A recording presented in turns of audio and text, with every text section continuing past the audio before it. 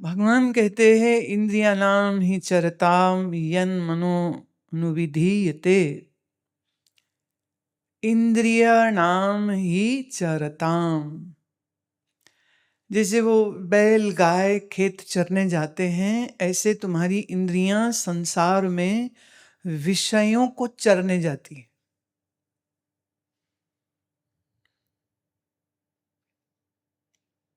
अच्छे वाले बैठे हैं या सो रहे हैं या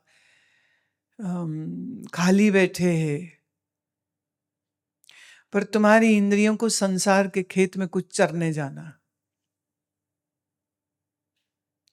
चरना वर्ड कह के ना भगवान ने खड़े खड़े सबकी बेइज्जती कर दी या कहो सबको सबकी मनस्थिति जो है उससे परिचित करा दिया है।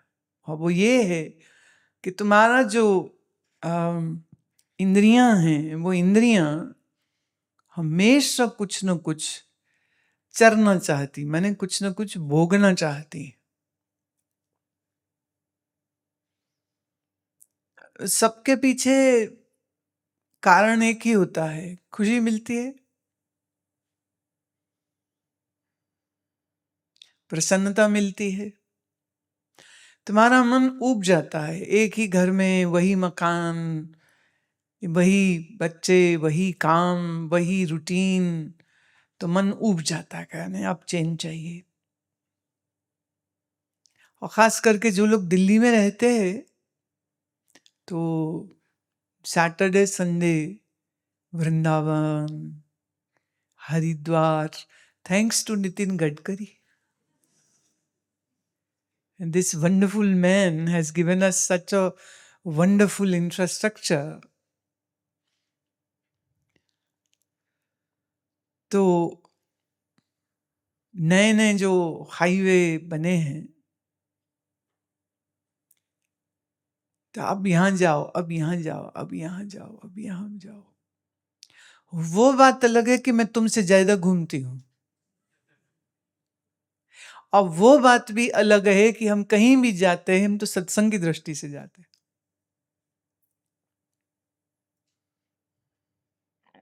नहीं तो मेरे केड़े न्याणे रो रहे होते ना। अब इतनी दूर छत्तीसगढ़, रायपुर, बस से जाए, ट्रेन से जाए तो भी 1.5 दिन लग जाता है। बस वाले जो है, जो यहाँ आश्रम की बस जाती है, तो it takes them 2 days to reach there.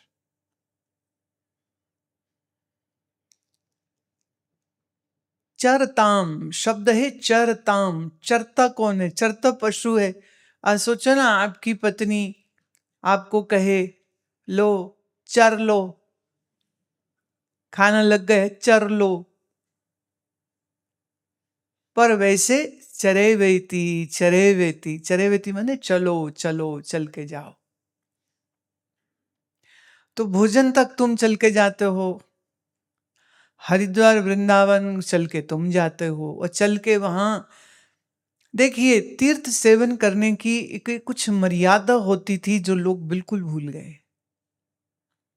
अभी हर चीज फोटो ऑफ है, हर चीज एक्साइटमेंट है, हर चीज प्लेजर, हर चीज मनोरंजन है।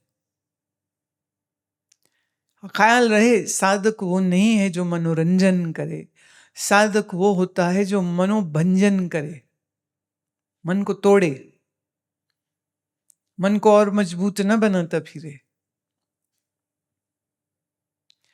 पर अभी तीर्थ में भी मनोरंजन है, घर में भी मनोरंजन है, मोबाइल फोन से भी मनोरंजन है, टीवी से भी मनोरंजन है, पार्टी शादी रिश्तेदारों के इवेंट, वो तो मनोरंजन है ही। तो जितना मनोरंजन हो रहा है उतना ही मन अधिक विषयी, भोगी, रजोगुनी हो रहा है। देखो, हमारे शास्त्र ये नहीं कहते हैं कि तुम ये ना करो या ये करने से तुम्हें पाप लगेगा, ना ना ना। वो बस इतना कहते हैं कि जिस चीज के करने से तुम्हारे मन में भोग की वृत्ति बढ़ती हो, तो उसको करने से पहले थोड़ा विचार कर लेना कि क्या मैंने भोगी बनना है या कुछ और करना है। डिसीजन तो, एंड रिजल्ट क्या होगा, कॉन्सिक्वेंसेस क्या होंगे, वो तो मालूम होना चाहिए ना। इंद्रियाणाम ही चरताम, और इंद्रियां जो हैं ये इतनी मजबूत होती हैं कि इस मय्यन मनो अनुविधीयते, इस मन को अपने पीछे वो लगा लेती है। दो चीजें हैं, मन में वासना उठी तब हम भोग के लिए गए, कि इंद्रिय में लोभ उठा तो हम भोग के लिए गए। ये दो विचार है।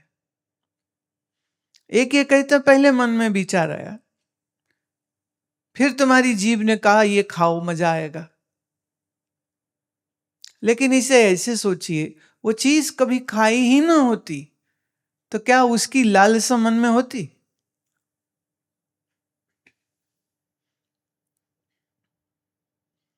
मुझे ये बात कर रही हूं तो काशी बनारस की एक चीज जो बड़ी प्रसिद्ध है पर बहुत लोगों को मालूम नहीं, बनारसी लोग सब समझते हैं। वहां एक चीज मिलती है, मलइयो। क्या टेक्निकल चीज है, मैंने फ्रांस वाले क्या बनाते होंगे मिठाई जो हमारे बनारस के कारीगरों ने बना दी।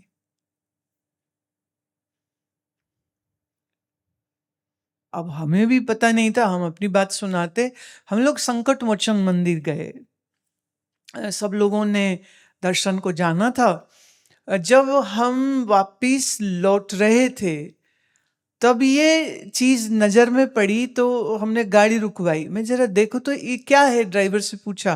कहते जी इसको मलइयो बोलते हैं। मैं वो क्या होता है? कहते दूध को बहुत अच्छी तरीके से उबालते हैं और फिर उसको चांदनी रात में रख देते, रात भर वो ओस में रहता है, तो उसकी जो प्रोसीजर है उसमें एक झाग सी बन जाती है, मलाई की झाग बन जाती है। और फिर उस झाग को वो लोग काट के मिट्टी के कटोरे में वो भर देते हैं और ये मलइयो होती। भाई ये तो खाए बगैर कैसे पता चले? तो हमारे लोग गए, वो लेके आए, पहली बार तब खाया मलइयो। अब खाया पहले है, मन के अंदर उसका संस्कार चला गया और फिर मन ये कहेगा कि मैं इसको दोबारा खाऊं। पर अगर वो खाया ही नहीं है तो उसकी इच्छा कैसे करोगे? तो फिर इंद्रिय तुम्हें भोग तक लेके गई कि मन भोग तक लेके गया? अब ये बड़ा अद्भुत विज्ञान है। श्री कृष्ण कह रहे हैं कि इंद्रियां मन को अपना अनुगामी बना लेती, अनु माने अपने पीछे पीछे चला लेती है।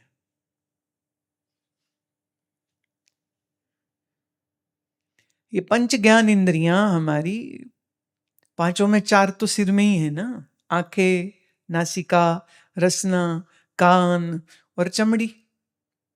ये पांच ज्ञान इंद्रियों से शब्द, स्पर्श, रूप, रस, गंध, हम ये पांच विषयों का अनुभव करते हैं।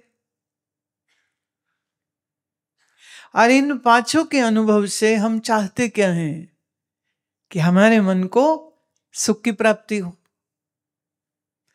आम आम बोली भाषा में बोलूं तो मजा आना चाहिए। इस श्लोक में 67वें श्लोक में शिव भगवान ये कह रहे हैं कि अर्जुन तुम्हारी इंद्रियां भोग भोगती हैं, भोग भोगना चाहती हैं। जैसे वो गाय बैल को ले जाते हैं घास खिलाने, खेत में चलाने, क्योंकि जानवर को चलना चाहिए, चलेंगे नहीं तो उनकी टांगें कमजोर होती हैं। और भाई जब तुमको घूमना पसंद है तो गाय बैल को भी तो पसंद है ना। तो अगर आप गांव में रहते हैं या आसपास तो आपने देखा होगा, वो सुबह का दूध धो लेने के बाद जो मालिक है वो ले जाएगा और फिर उनको छोड़ देगा किसी खेत में, खाली जगह में, या तालाब है तो वहां, और फिर उनको घुमाता हुआ वापिस ले आता है। तो ये हमारी इंद्रियां वो बैल हैं जो हमें संसार में ले जाती हैं, और फिर खाओ, घूमो, देखो, सूंघो, चखो, कुछ सुनो, कुछ छुओ,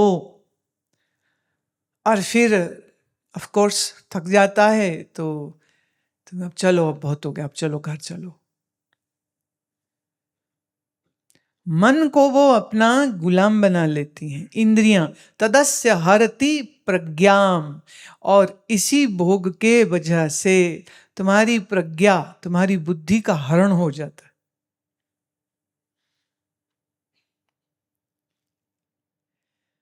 बुद्धि, ज्ञान, विवेक, विचार काम कहां करता है? क्योंकि तुम्हारी इंद्रियां इतनी लोलुप है, लोभी हैं।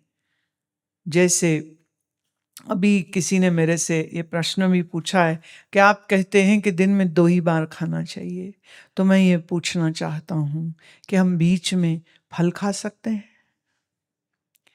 क्या हम बीच में कोई हेल्दी स्नैक्स ले सकते हैं?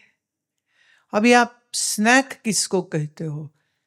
अच्छा, एक मजे में एक और मजा देते हो। हम लोग अमेरिका में थे, एक गुजराती परिवार में मैं ठहरी हुई थी, तो उन्होंने, मेरे साथ जो लोग आए हुए थे, तो उनको कहते हैं चलो चलो नीचे हॉल में स्नेक हैं। स्नेक हैं? क्या बोल रही हैं? फिर उन्होंने रोका, बोले वो स्नैक को कह रही है। अब तरीका है सबका बोलने का। हमारे भारत की बड़ी विविधता है, हमने अंग्रेजों से अच्छे से बदला ले लिया। हमने उसको एक अपना ही रूप दे दिया है, अपना ही एक रूप दे दिया है। अब गुजराती स्नैक क्या होता है अगर खाया हो तो? फाफड़ा, तला हुआ, तला हुआ। खाखरा, ये तो सिक्का होता है, लेकिन ड्राइंग होता है, दाल होती है बीच में। और फरसान जिसको बोलते हैं, तो फरसान में जितनी चीजें हैं वो सब तली हुई हैं। अभी सबके नाम क्या बोलने, तुम्हारा मन फिर कहेगा है कहाँ मिलते, कहाँ खाए, है ना? पर सब तला हुआ होता है, अधिकतर बेसन या दाल का होता है, पर सब तला हुआ होता है। तो अब तला हुआ हेल्दी कैसे हो जाएगा? भोग बुद्धि तदस्य हरति प्रज्ञाम, तुम्हारी बुद्धि को हर लेता है। जैसे भगवान ने एग्जाम्पल दिया इसमें कि अगर नाव नदी में चल रही हो और बहुत तेज हवा चल जाए तो हवा उस नाव को पलट सकती है। ऐसे ही इंद्रियों के भोग की जो हवा चलती है, ये तुम्हारी बुद्धि की बोट को, नाव को पलटा देती। बड़ा जबरदस्त है, इंद्रियों का बड़ा जोर होता है, बड़ी ताकत है इन इंद्रियों। इसलिए अपनी इंद्रियों के चरतान ना करके, यूं कहो जैसे समझदार ग्वाला अपनी गाय ले जाता है, घास खिलाता है, और एक समय बाद उनको मोड़ लेता है, घास से दूर कर देता है कि ना अब नहीं घास खानी, कि ज्यादा हो जाएगा, छुड़वा देता है। जैसे ग्वाला गाय को अधिक नहीं खाने देता है, ऐसे आप अपनी इंद्रियों को बहुत अधिक भोग में चरताम भोगने के लिए मत छोड़ दिया करो। इसीलिए उपवास की जो विधा है, यह हमारे देश में बहुत सुंदर विधा है।